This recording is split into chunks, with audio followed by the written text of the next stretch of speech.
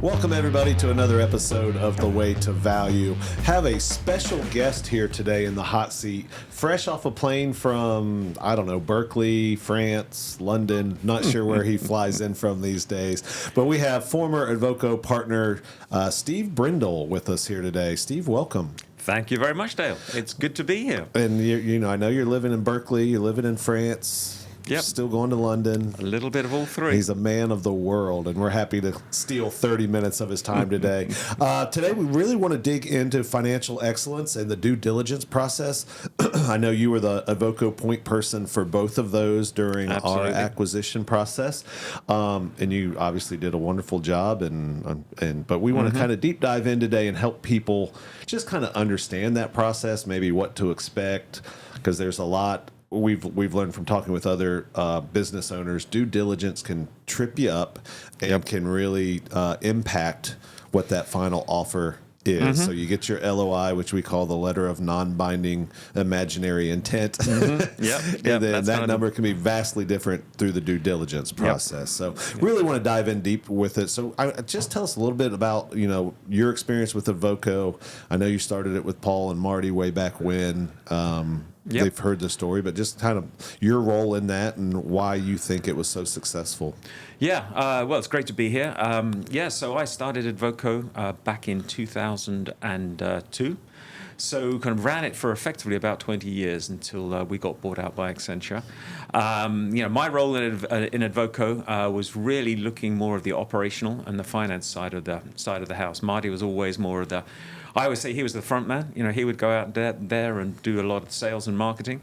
But then I would run a lot of the actual delivery teams and, make sure that everything on a financial side, that we were getting invoices out and getting paid and that everything was above board on the finance side. And I will say that we kept a pretty tight ship when it came to finance and generally kind of contracts and HR. And I think all of those really played very strongly when it came to the due diligence.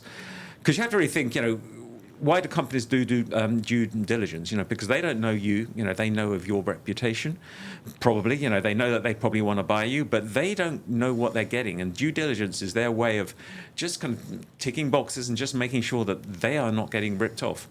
I absolutely understand why it's such a key activity, for the acquiring company.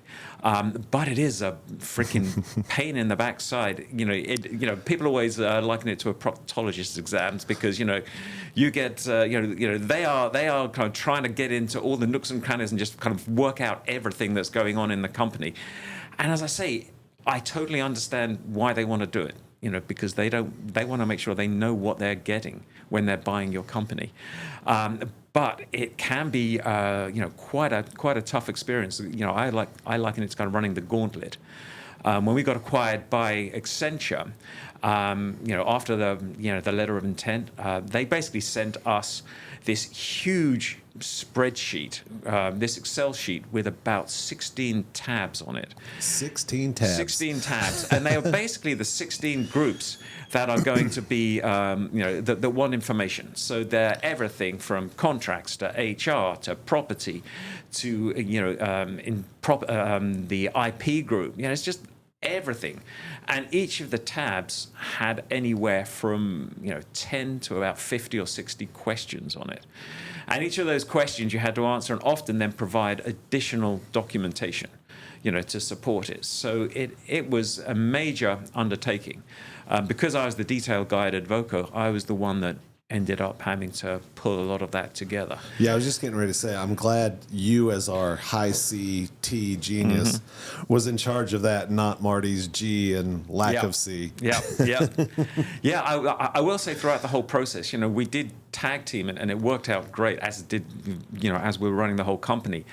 In that, I was the detail guy and I would provide all the kind of low down level details. But when it came to kind of the negotiation side, Marty would take over and kind of be the tough negotiator. So, having the two of us worked very well, as it did throughout the whole of the time at Advoco. Yeah, we talk about that a lot on other episodes, how important it is to have either a right-hand person or a partner that's a different working genius, a different disc profile than you are because of that reason, right? You can, hey, this is your strength. You go do this. I'm going to go do this and work in my genius.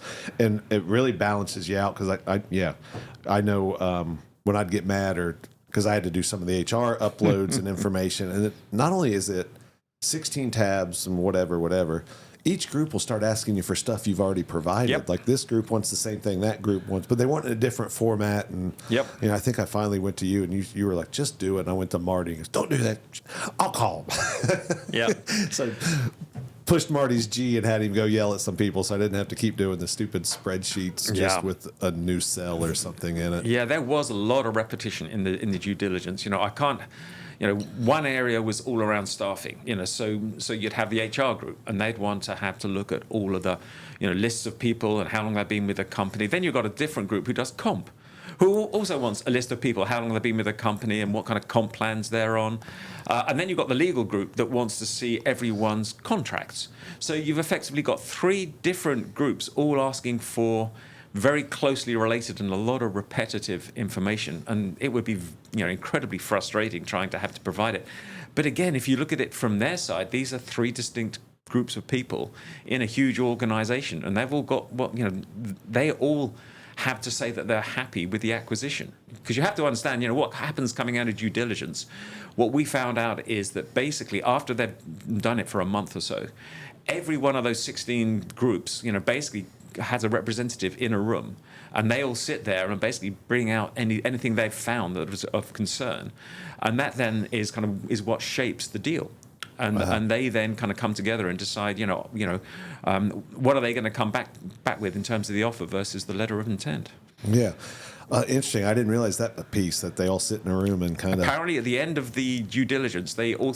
I don't know where they all go there, because some of them, it was literally in and out, like property. We didn't own any... The company didn't own any physical buildings. Or no, it was real estate. So the real estate tab was no. So I'm sure they didn't send anyone because they didn't have any skin in the game at that point. But there were a lot of people there. When it came to making the decision, apparently, and there's kind of the deal shepherd, or the main guy in charge. He was basically kind of leading it, but he had to get approval and buy-off from everyone, for all the different groups for the due diligence. So it's a major step. Let's spin it back a little bit. So maybe what were some of the steps you guys took in the financials and all that fun stuff that you set up that you're glad that you did, because it set you up for when due diligence came, you had your ducks in a row. They weren't red flags in your financials. Was there anything you guys did at the beginning that really paid off at the end? Well, basically, I said this. So let's just take the financials, because I think that was probably, it's one of the most key areas, obviously, when you're buying a company. And there were 2, I say, younger ladies doing it. They were very smart, and they basically took our financials and just, took them to pieces. And the one thing that we'd done that set us up very well, I think, was, we kept a very simple, tight ship when it came to finances. We didn't have anything funny happening. It was all in QuickBooks. And it was... As I say, we ran a simple company. So we would basically, on a monthly basis, we had all of our, finances, and we would generate a lot of output that we would then use, within Advoco when it came to actually kind of just running it for me, Marty, and Paul. And they would kind of come back with all these questions. Well, on this particular project here, why are you billing like this? It's kind of like, well, that's the way that we've always billed, Pepsi or whoever it was. And they were like, well, which are your 3 accounts where you're making the most money and losing the most money? And we would be kind of like, well, we don't normally go quite that granular, because we would literally look at our kind of monthly revenue as a whole, because projects and companies will go up and down. It's not like, we only ever chase the most profitable, because a small company a small contract where you're not making a huge amount of money, for the first 6 months, they can come back and then be the biggest one of your biggest clients 2 years later.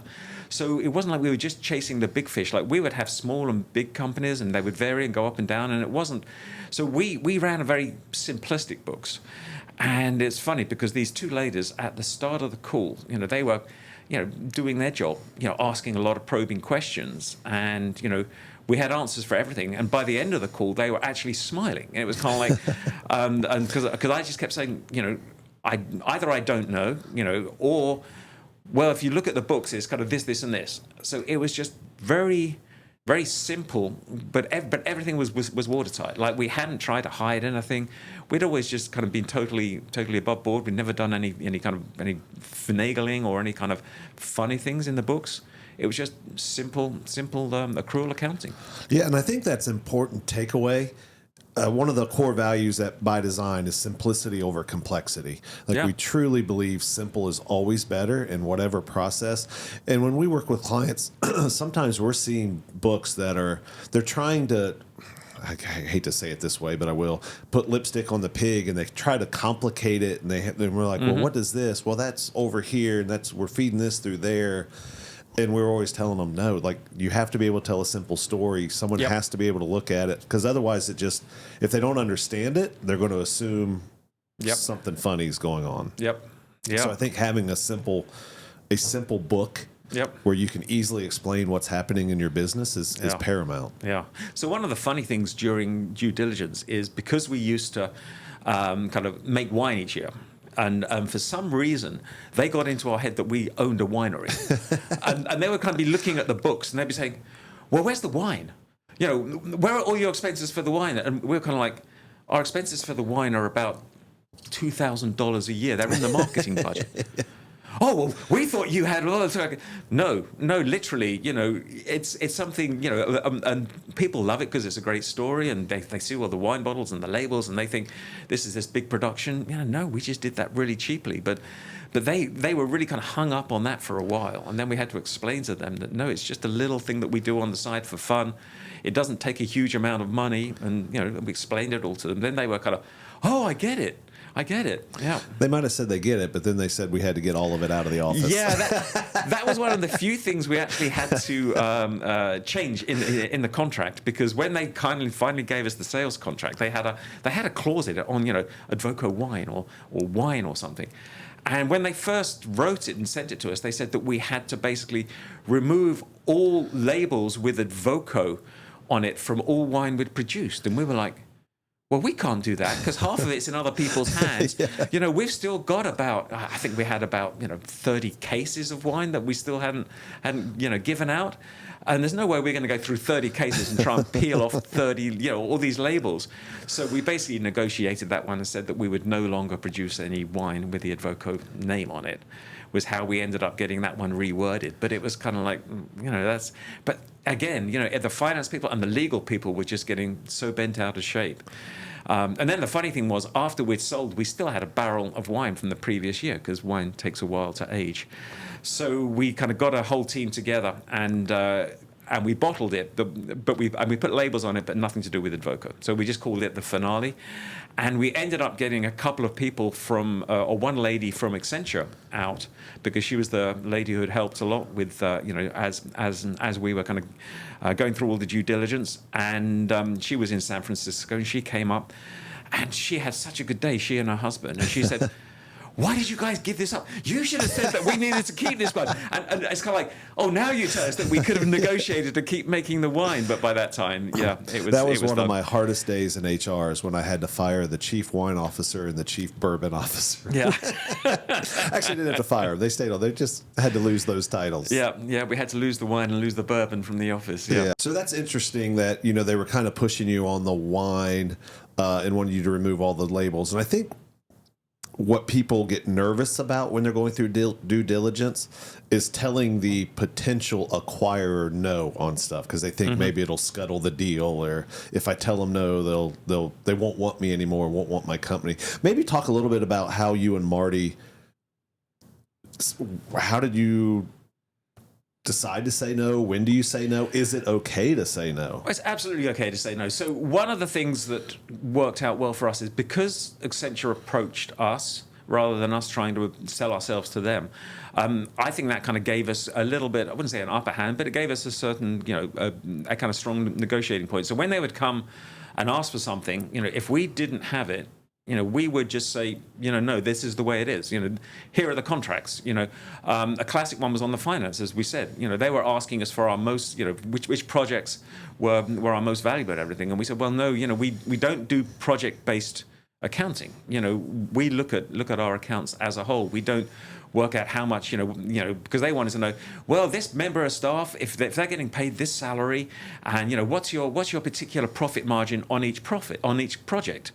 And we never broke it down to that level because, we didn't view it at that level. We always said that we would put the right people on the right project. So we basically told them, no, this is how we do it. And they actually they did actually take that away. And it was interesting because I think we had 2 or 3 calls with the finance people. And on the 3rd call, they basically had gone and done their own financial model at a project level and came back to us and said, and they asked us questions about some projects where we didn't have great, and we knew we'd put extra time in for various reasons, and we had to tell them why.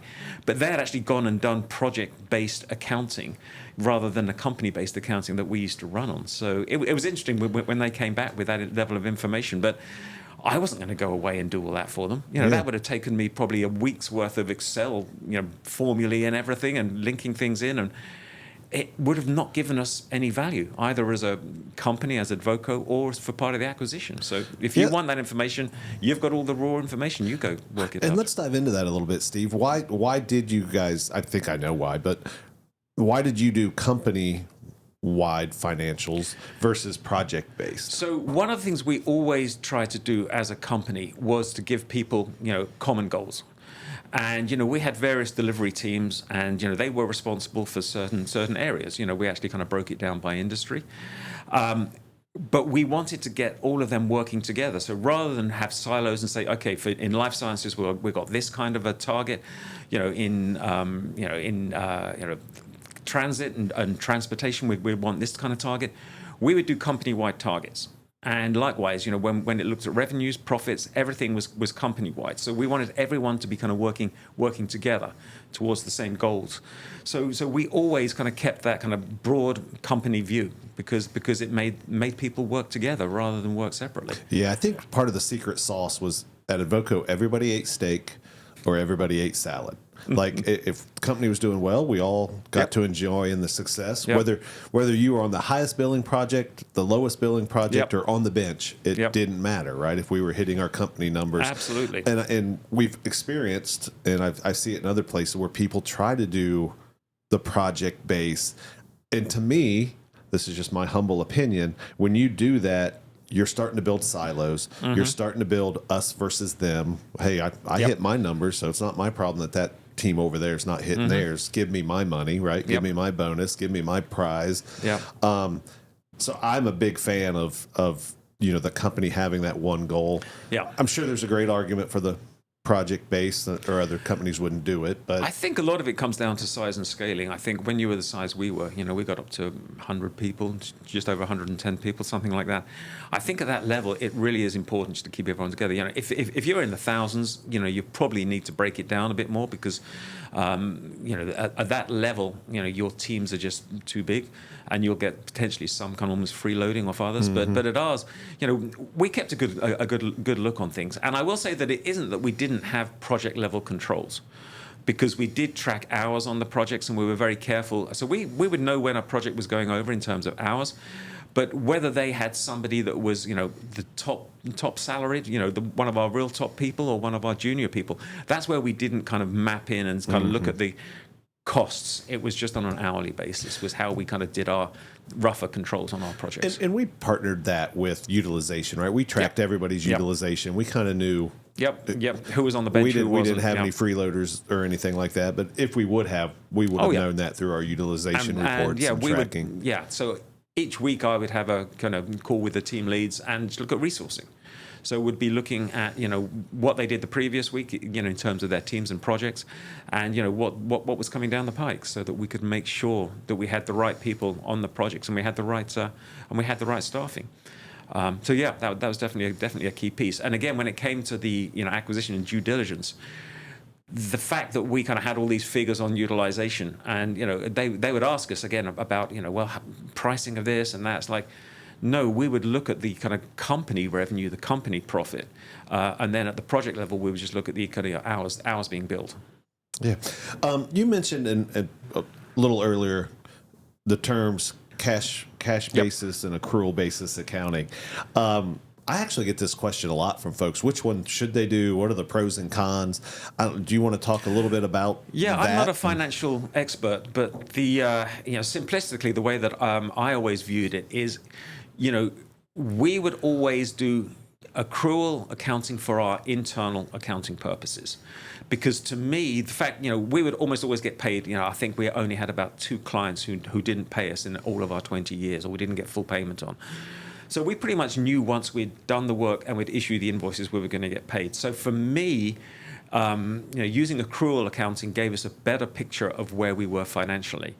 However, for tax reasons, there are benefits to cash-based accounting. Effectively, your AR, your accounts receivable, don't count towards your taxing. You only get taxed when the money comes in the door. So effectively, your AR is sitting there tax-free at the end of the year. So basically, there is a tax benefit to using cash-based accounting, but we always did accrual accounting internally, and that was always our internal measure when it came to our annual goals and everything.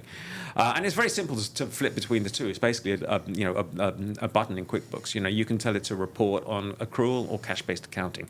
So we just had one set of books in QuickBooks, and when it came to the end of the year, we would basically run cash-based accounting for all our tax purposes, but all our internal reports and everything were done on accrual, because that gave us a better picture. We could actually recognize the revenue, once we'd worked it. When you were going through due diligence, did they have a preference? Like, did they ask for the cash accrual? Did they ask for the?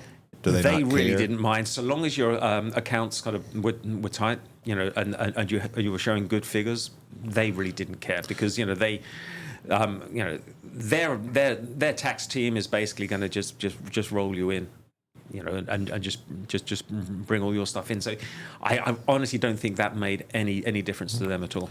And why is, let's just get it on record, why is it important to have your financials buttoned up, to have it simple, to have it kind of laid out in an easy to read, not for non-financial guys like me, but easy to read format? Like, why is it so important? It just basically shows them that you are, that you're running a tight ship. If when it comes to the actual kind of valuations, they're going to put a multiplier on it. And if they got any questions on your revenue, or if you're double counting things, they're going to find that, and they're going to take that off, and then that's going to impact the valuation, because your multiplier will be on a smaller amount, or they'll even reduce the multiplier if they believe there's bigger risk involved in your company. So the more transparent and the simpler you can provide that information, that's how you can negotiate and keep your multipliers up. And the other thing I would say, they are looking for consistency. So one thing that they don't like to see is a strong year, a weak year, a strong year, or even down to the months. They want to see consistent, growth, consistent revenue, consistent profit. Because if they start to see ups and downs, again, that's a risk. You can have a great year, but if 2 years ago, because they went back 3 years, 5 years, I think. It was quite a way back they went and looked at, because they really are looking for trends and patterns and just any anomalies going back. So consistency is another key piece, of the puzzle. So we spent a lot of time talking about financials today. Obviously, very important when you're trying to get the most money and the highest multiplier. But is there other things people should be aware of, or should keep in the back of your mind of, hey, yes, you're negotiating that, but there's other areas to? Oh, absolutely. So, typically, you're looking at a lot of the financials, the contracts, but you've got to remember that a lot of this ultimately is going to be about people as well. And there are kind of people in the company. So you have to kind of think about what you're negotiating and what the deal's going to mean for them as well. And that can be a little challenging at times. So you definitely have to kind of bear in mind that there is more than just pure numbers and clauses and contracts going on here. Do you have an example for us? Something you guys negotiated that maybe wasn't strictly price or financial numbers? Definitely comp packages, and there's definitely when we were going through, Marty and I had retention built into it, and our leadership team also had retention clauses put into the contract. But their comp packages, initially they weren't going to be matching up. And, we were kind of asking the question, you're expecting these people to stay, yet you want to pay them less? That's just not going to work out. So we had to do quite a lot of negotiation, not just on price, but on some of the details for everyone going through. Yeah. So you're negotiating this. I'm so glad I wasn't a part of this because I don't think I have the patience. But was there ever a time where you just got frustrated and were like, what? so it's interesting because normally during the negotiations, Marty would always be kind of the bad cop. He's always a little bit more emotional. They crave a reaction. Yep. Doesn't have to be positive. Yep. No is a legitimate answer. Yep.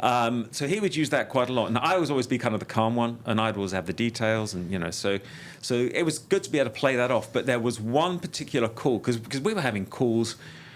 With the different groups of the due diligence, literally 1 or 2 a day for weeks, because that's how these due diligence things go. And you felt you're just being battered. But there was this one call we had, and I remember, because I was actually kind of up in Portland at the time. And I remember taking this call, and I think it was with some of their HR people. And they were talking about comp and packages. And it was the only time I kind of really lost it, because they were trying to push some stuff through that was just against everything that we would do with our team. And I remember literally on the call, Marty was a little bit dumbstruck because I said, I think we should walk away from this deal. And I literally was so annoyed with these HR people and some of the stuff they were trying to push onto us that I just couldn't accept it. And I actually, on the call, came out and said, well, if that's going to be the position, I think we've got to walk. I don't think this is going to work out. And I'd never said that on a call before. And the lady who was kind of leading it from the Accenture side, not the HR lady, but the lady who's kind of overseeing the whole deal. She said, "Oh well," and I said, "We should stop this call now because if this goes on, I'm not going to go into a good place." And the HR lady on their side still came back with more questions, and that's when I said, "Okay, if that's going to be the case, we got to walk." And poor Alyssa on the other side, she was kind of like, she was trying to stop the call as well. And this HR lady just kept digging the hole, and I was so frustrated. I think after that call, Marty had to talk me down, which was a complete role reversal from normal. So but we ended up getting everything worked out in our favor because we were right. I hate to say it. Sometimes you've got to just stick up for things that are right, and depends how much they want you. But for us, that worked out really well. Good. One question I want to ask, probably the last question, is I get asked this a lot from clients. When do you tell your people? So again, obviously you guys were contacted. I mean, Accenture came at you guys several years ago. You said no, and I remember you guys told us, hey, we've been approached, but we said no. They came back. Obviously, you guys start this process, start going through it. At what point did you feel comfortable, or did you decide, like, hey, we need to tell the team, right? Because that's always a question of, well, if you tell them what happens, can they handle it? Are they going to freak out? Yeah. Are they going to keep... Because you guys are now on calls, you're now doing all this other stuff, and somebody has to run the company. Because we kept it quiet all the way through due diligence until we knew there was an offer. Because if you tell people too early, it's going to just disrupt people, and everyone's going to start to kind of go around and panic. And what does it mean for me? I'm going to lose my job, and just completely take their eye off the ball, which is kind of continuing to deliver excellence, and to do the work. So we actually did it. Very much. We didn't tell people until quite late on, and then obviously we got the whole management team together offsite and told them what was going on, which was a complete shock. It worked out well in the fact that I was in Berkeley, so that was a very small office. So I could do a lot of work, and people didn't necessarily. I didn't really interact with a lot of people face to face, and I could still do all the regular remote meetings and everything else. It was a lot of evenings and weekend work to be able to pull the information together, and it was hard because we didn't want to let people know. But we were trying to pull all these contracts, and I'd be kind of, I'm looking for this old Frito-Lay contract from 2 years ago. Well, why do you want that? And it was kind of like, well, we're just sorting some things out, And so it was a little difficult, but we did keep it pretty quiet, and we didn't tell people. People guessed something was going on. I think they could see that Marty was doing some things. We were definitely talking. As an operating board, not necessarily specifically, hey, this is going on, but hey, wonder what they're going to do. We knew like Max probably wasn't interested in taking it over. Yep. We knew Marty's, they're off doing their own thing and probably weren't going to take it over. We knew you guys were, getting older and we were being successful. So we had conversations around just wonder what's going to happen, because at some point we knew something had to happen, right? You guys were either going to sell or retire or ride off in the sunset or whatever it was. So those were the kind of conversations that we were having without you guys, is, and it wasn't disruptive. It was just kind of, well, what do you think? Oh, heck, I don't know. So we always say those conversations are happening. So, don't be afraid to tell your team some stuff, like, because they're in a void, they're going to connect the dots anyways, and we always connect them in the worst way possible, of course. So it was interesting, because I do get asked, well, when do you tell? When should we let our people in? And that due diligence process to me takes 9 months to a year, because they almost want you to take your eye off the ball, I think, and they want to dip so they can ding you. But that's what it seems like to me. But I think we got through due diligence in less time than that. I think it was about 3 months. I think something like that. Probably because you guys were buttoned up. Yeah, because they didn't really have a whole lot to find. Yep. It's like any other audit. I'm HR, manufacturing. We had OSHA audits. Yeah. If they come in, they always ask for about 4 employee files. If those 4 are perfect, they don't ask for any more. If they find a mistake in one, guess what? Now they want 50 files. And if they find mistakes, now they want every single file. And it just kind of drags on. So if you can make sure you're buttoned up on that front end to where they don't find anything, it usually goes better. So last thing, you're a PhD mathematician from Oxford. How in the Sam heck did you get into a consulting maintenance software business? It was kind of a circuitous route. I will say that one of the things I have learned is that you can never totally plan. You never can say. But I don't think that very few people will say, okay, in 10 years I want to be doing this job here, doing that. I knew I wanted to kind of run my own company, and I knew that I wanted to be successful, and I knew I was willing to work hard. But in terms of you've got to take opportunities as they arrive. So I got a PhD actually from UC San Diego, University of California, San Diego, undergraduate from Oxford, UK. After my PhD, it was kind of, well, what do I do next? Do I stay in academia, or do I kind of go out and do something? So something more businessy. So I joined a consulting company that liked having mathematicians and physicists, because they did a lot of mathematical modeling. This is kind of back in the kind of mid 90s, early 90s, and basically. I started in a mathematical modeling. Then they did more IT consulting, and then I actually got in to do some project management. And that's kind of, so I just took these baby steps, kind of moving away from mathematics and more into project management was my forte, technical project management. So I got my P&P certification, and then kind of got into networking back then. It was before wireless and cellular, so everything was plugged in. So people were spending an awful lot with kind of Cisco and people like that. 3Com back then. So we got involved and did a lot of networking infrastructure and design, which was kind of fun, and overseeing big major network build-outs for big corporations. And then, started Advoco after Paul had sold his company to really pick that up. But then realized that, we could actually do project management for, various software implementations. So started with CRP and ERP, and then finally we did EAM, Enterprise Asset Management. So and that's how we kind of found back then, what was DataStream 7i, became Infor EAM, and now Hexagon EAM. So it's just all these little steps. So being, seeing opportunities and taking them, as we were going through. But I must admit, I still do math problems. In fact, I was just reading of there's a email Quanta magazine. It comes out. I get 2 or 3 emails a week from them. So I click on them and I kind of read up on. It's kind of it's easy access science material. So I read on some of the physics and the mathematics stuff. So some interesting conjectures have recently been proven. Yeah, I know you always got frustrated with me because I do HR math, which is just rounded to nearest numbers and estimate close enough. Yep. No, Dale, that's not how we do it.